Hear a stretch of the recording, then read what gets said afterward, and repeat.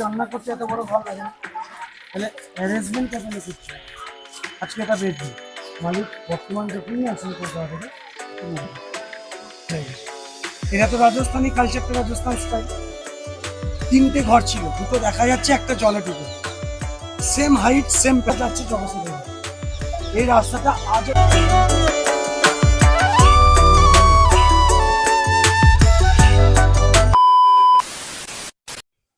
So এভার্স এবং welcome back.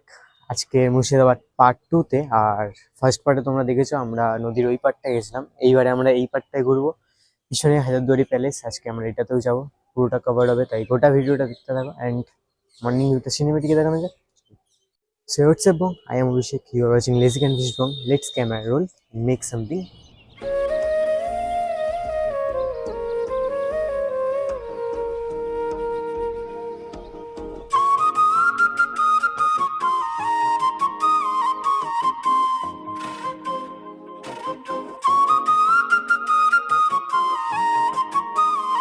আরেকটা যেটা বলার, সাবস্ক্রাইব যেটা তোমরা করো না, সাবস্ক্রাইব করে দাও, ভিডিওটা লাইক দিয়ে দাও, ব্যাকগ্রাউন্ডটা এনজয় করো এই ভিউতে।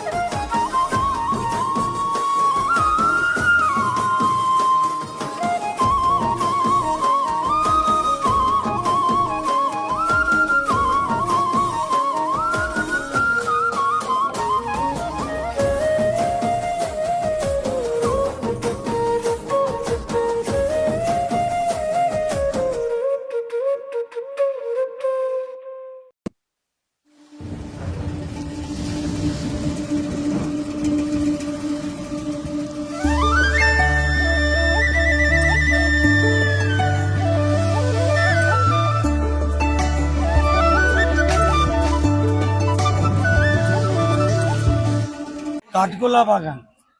অ্যাকচুয়ালি এই বাগান বাড়ি সে সময় তৈরি হয়েছিল ব্রিটিশ নবাব, জমিদার, এদের মতো ব্যক্তিদের এন্টারটেনমেন্টের জন্য। যারা বানিয়েছিলেন এই বাগান বাড়ি তারা দাদা মুর্শিদাবাদের কোনো নবাব না, এরা অ্যাকচুয়ালি রাজস্থানী জৈন বিজনেসম্যান ছিল, হ্যাঁ, করোড়পতি বিজনেসম্যান। এই বাগান বাড়ি তৈরি হয়েছে নবাব সিরাজের মৃত্যুর 113 বছর পর, 1870 সালে। হাজারদুয়ারি বিল্ডিং থেকে 30 বছর পরে, মানে হাজারদুয়ারি সিরাজের 84 বছর পর। সিরাজের সময়কালে স্থাপত্য কিছু দেখতে পাবেন না, একমাত্র ওনার সমাধি ছাড়া সবই নষ্ট হয়ে গেছে। আসল প্রাসাদ গঙ্গায় চলে গেছে। তো এরা রাজস্থান জয়পুরের লোক। অ্যাকচুয়ালি এখানে 4টে মূর্তি বসানো আছে, 4টে বংশ। প্রথম স্টার্টিং লক্ষ্মীপদ সিং দুগার বাহাদুর, ইনি কাঠগোলা বাগান তৈরি করেন 1870-এ। ওকে, সেকেন্ড উনি ছত্রপদ সিং দুগার, হ্যাঁ, ওদিকে মহিপদ সিং দুগার, জগৎপদ সিং দুগার, এরা অ্যাকচুয়ালি 4টে বংশ। বর্তমানে এই বাড়ির যে ফ্যামিলি ষষ্ঠ, কলকাতায় থাকে, 30 টাকা টিকিট ওনাদের। এই টিকিটের পয়সায় বাগানটা চলছে। সে সময় এখানে ব্যবসা ছিল অ্যাকচুয়ালি কাঠের বিভিন্ন নামি দামি ফার্নিচার এক্সপোর্ট হতো, আর বিভিন্ন দুর্লভ প্রজাতির গোলাপের চাষ হতো। তাই কাঠের ব্যবসা, গোলাপ, এই দুটো শব্দকে নিয়ে নাম কাঠ গোলাপের বাগান বাড়ি। কাঠ গোলাপ ফুলের বলে বাগান বাড়ি, শর্টে কাঠ গোলা করে দিয়েছে। তবে দেখুন, অ্যাকচুয়ালি বিজনেস ছিল কিন্তু স্টোনের। তখন জগৎ সেটের মারফতে এরা সুড়ঙ্গ রাস্তা দিয়ে ব্রিটিশদেরকে কর ফাঁকি দেওয়ার জন্য ব্যবসাগুলো যে করতেন সুড়ঙ্গ রাস্তা দিয়ে, সেটা দেখাবো। কিন্তু আমি ফার্স্টেই বলে গেছি, ব্রিটিশ জমিদার নবাবদেরকে এন্টারটেনমেন্ট করানো হতো এই বাগান বাড়িতে। তার জন্য যে গেটটা দেখলেন, যেটাতে প্রবেশ করলেন, ওর ডিজাইনটাই আলাদা। মুর্শিদাবাদে কোনো স্পটে ওই রকম গেট পাবেন না, ওরা বলতো নহবত গেট। সে সময় জমিদার নবাবরা যখন প্রবেশ করতেন তাদের সম্মান দিতে উপর থেকে ছানায় বাসত।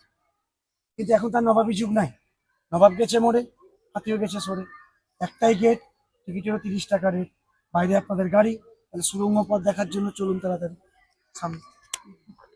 হচ্ছে মেয়েদের জল নেওয়ার জায়গা। এটা তো রাজস্থানী কালচারটা, রাজস্থান স্টাইল। 3টে ঘর ছিল, 2টো দেখা যাচ্ছে, একটা জলে ডুবে। Same height, same pattern. এই সিঁড়িটা যেটা সামনে দেখা গেল, ওটা নিচের ঘরেই প্রবেশ করছে। তাহলে প্রশ্ন হচ্ছে, প্রবেশ করার মুখেই জল, ওরা নেমেছে কি করে? ঘর বানিয়েছিল কেন? প্রশ্ন তো এগুলোই। তখন জল ছিল না, এই জলটা পরে এসছে। এটা কোনো বৃষ্টির জমা জল না। তাহলে জল আসার কারণ, ওই নিচের ঘর থেকে বাঁ দিক দিয়ে রাস্তা উত্তর পশ্চিম কর্নার বরাবর, এখান থেকে শুরু, নিচ দিয়ে 1 কিলোমিটার সিধা যাচ্ছে জগৎসেটের ঘর। এই রাস্তাটা আজও থেকে গেছে, কিন্তু জগৎসেটের সেই প্রাসাদ গঙ্গায় চলে গেছে। কারণ এই যে ভাগীরথী নদী হাজারদুয়ারি পাশ দিয়ে বইছে, এই নদী 75 মিটার সরে এসছে। এই নদীতে এত জল ছিল না।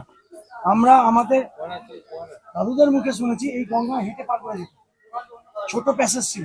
ফারাক্কা থেকে যখন গঙ্গাকে কেটে বের করলো, জলটা দিক দিয়ে ছাড়লো, তখন এই নদীতে এত জল। ঠিক আছে, তখন নদী গতিপথ চেঞ্জ করে এবং সিরাজের বাড়ি, জগৎসেটের বাড়ি, এগুলো গঙ্গার মাঝখানে চলে যায়।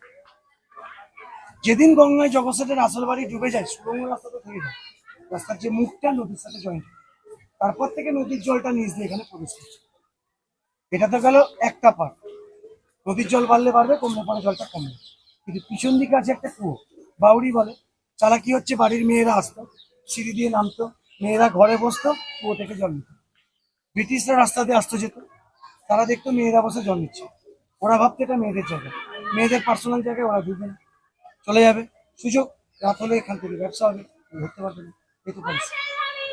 নামতে না দেওয়ার কারণ হচ্ছে ভিড়। দাদা সবাই সমান না, নামবে তো দৌড়াদৌড়ি করবে, কে কাকে ধাক্কা দেবে, কেউ পড়ে গেলে এখানে অ্যাক্সিডেন্ট হবে। তাই মারা আছে গেটে তালা। ভাবেন যদি নিচে নেমে দেখতাম জিনিসটা গেট যাবে না তালা, তাই দেখে কোনো লাভ নাই, সামনে হাঁটার ফলে।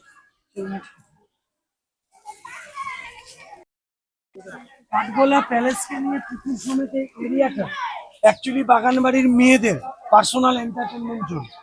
এখানে কেউ স্নান করতেন না, এটা মেয়েদের পার্সোনাল আনন্দ ফুর্তি করার জায়গা। একে রানী পুকুরও বলে, বা প্যালেসের সামনে প্যালেস পুকুরও বলে।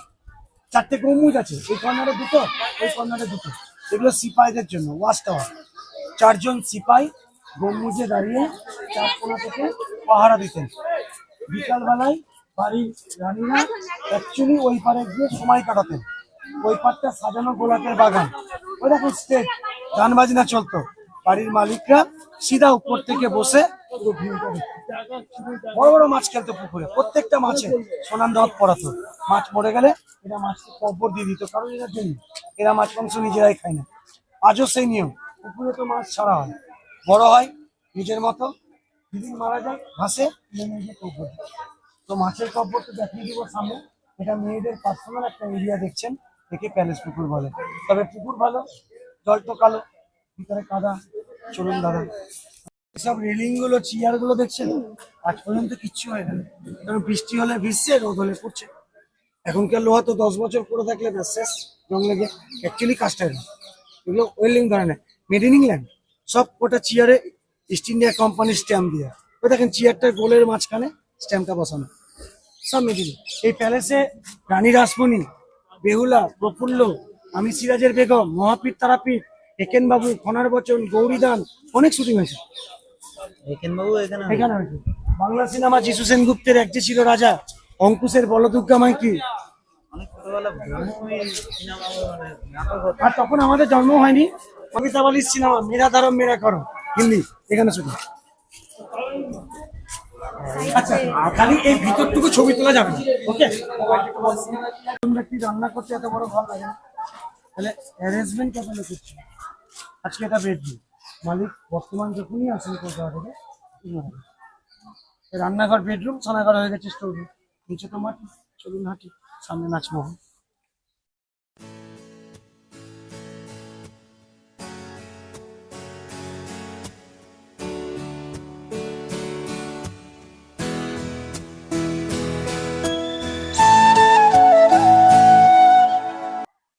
প্রেজেন্টের মাছগুলো মারা গেলে সাইডে এমনি নর্মাল পুঁতে দেয়, এগুলো আগেকার স্মৃতি।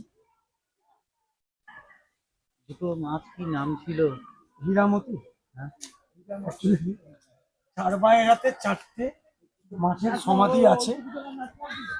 আদৌ হীরামতি রেখেছিল না অন্য নাম রেখেছিল এর কোনো নির্দিষ্ট কোনো প্রমাণ নেই।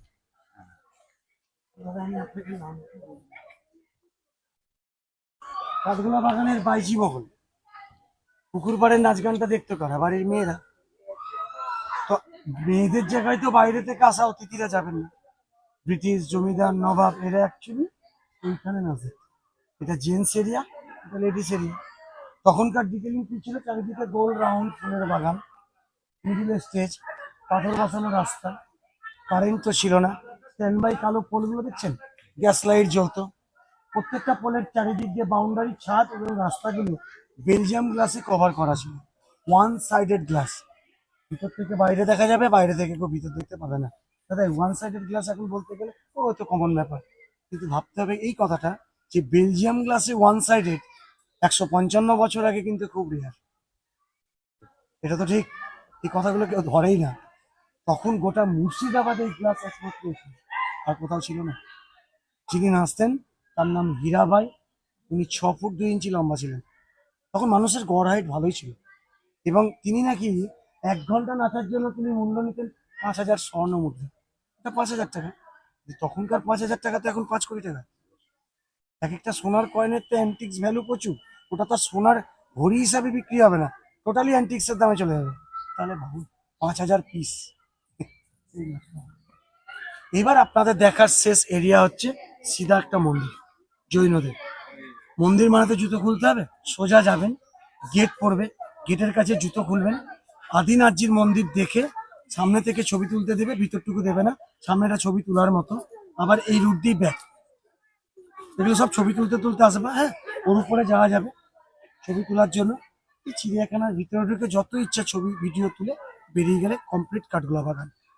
ওটা আপনাদের ইচ্ছা। তবে পুকুর পাড়ে নামলে মাছ প্রচুর আছে। কোনো খাবার যদি থাকে, ড্রাই বিস্কুট টিস্কুট পুরো করে টুকরো করে জলে ফেললে বড় বড় কালারিং মাছগুলো এক জায়গায় হয়ে যাবে। ছবি তুলে বা ভিডিও করুন, কোনো অসুবিধা নেই। ওকে, থ্যাংক ইউ।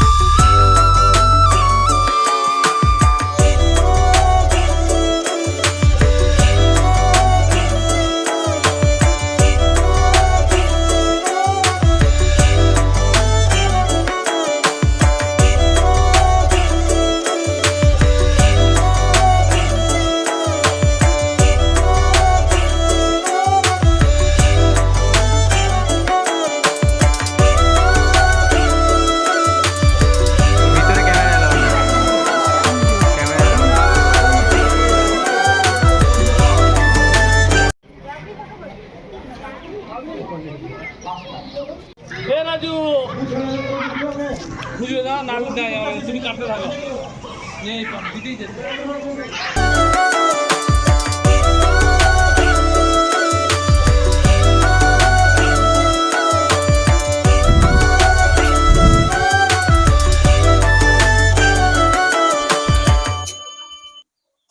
এদিকে দেখুন যে বাড়িতে আপনারা এসে পৌঁছালেন একটু হেঁটে আসুন।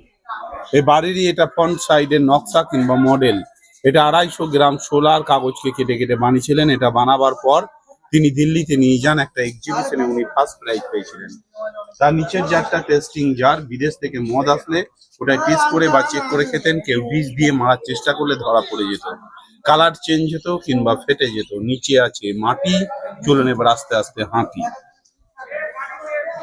এই কালো কোট আর টুপি পরে ফাঁসির অর্ডারটা দিতেন। কেউ যদি খাজনা না দিতে পারতেন এই কালো কোট আর টুপিটা উনি ব্যবহার করতেন। আর যাদের যাদের ফাঁসি হয়েছে তখনকার দিনে সব ডকুমেন্টস গুলো রাখা আছে। এখানেও রয়েছে কিছু, এখানেও কিছু রয়েছে।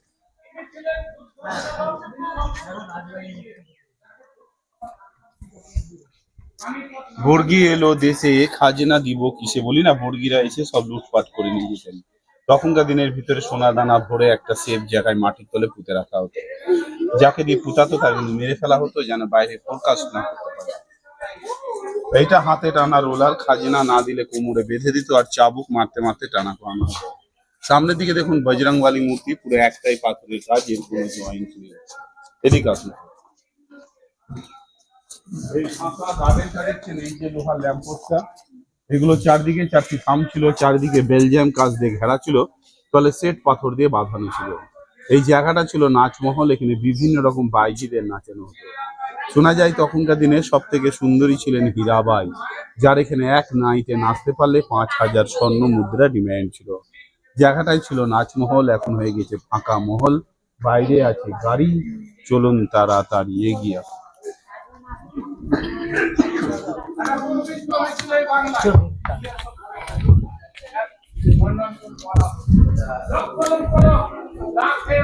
এটার নাম বলা হয় দরবার হল, মানে বিচার সভা। যদি কিন্তু কেউ খাজনা না দিলে তাদের এখানে বিচার করতে হয়। বিচারে যাদের ফাঁসি করা হতো, ওই ভাঙা ঘরগুলো দেখছেন, ওগুলি ছিল জেলখানা, বন্দি করে রাখতেন। রীতি রকম টর্চারিং অত্যাচার করার পর তাদেরকে ফাঁসি ঘরে ফাঁসিটা দিতেন। আসুন ফাঁসি ঘরটা দেন। তলে 3খানা কুয়ো, কুয়োর উপরে সব কাঠ পাতা থাকতো, কাঠটা টানলে ফাঁসিটা লেগে যেত। ফাঁসি লেগে যাওয়ার পর এখান থেকে দড়ি কেটে ফেলে দিলে গঙ্গায় চলে যেত। এখানে একটা অ্যাক্সিডেন্ট হয়ে যাওয়ার পর বন্ধ করা আছে। একটা বাচ্চা এবং তার মা কুয়োতে পড়ে মারা গেছিল, তার লাশটা পাওয়া যায়নি বলে প্লেট দিয়ে পুরোটা বন্ধ করে দিয়েছে।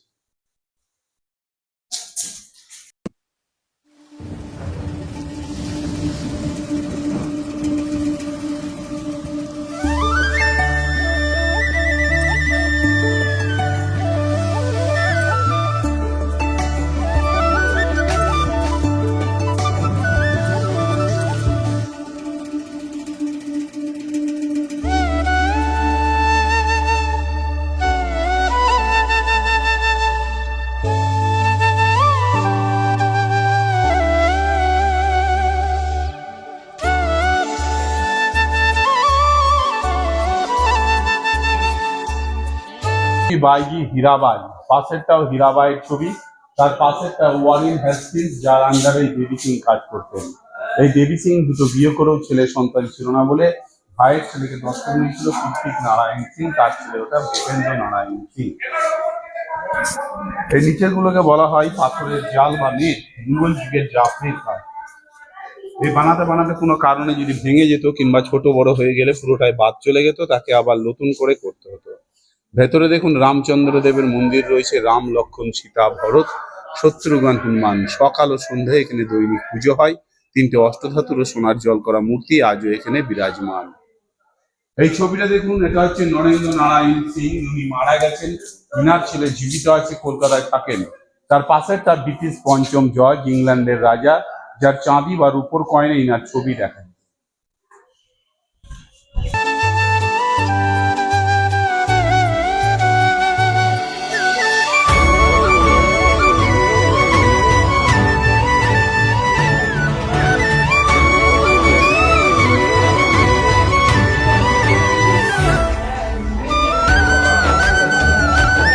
ভিডিওটা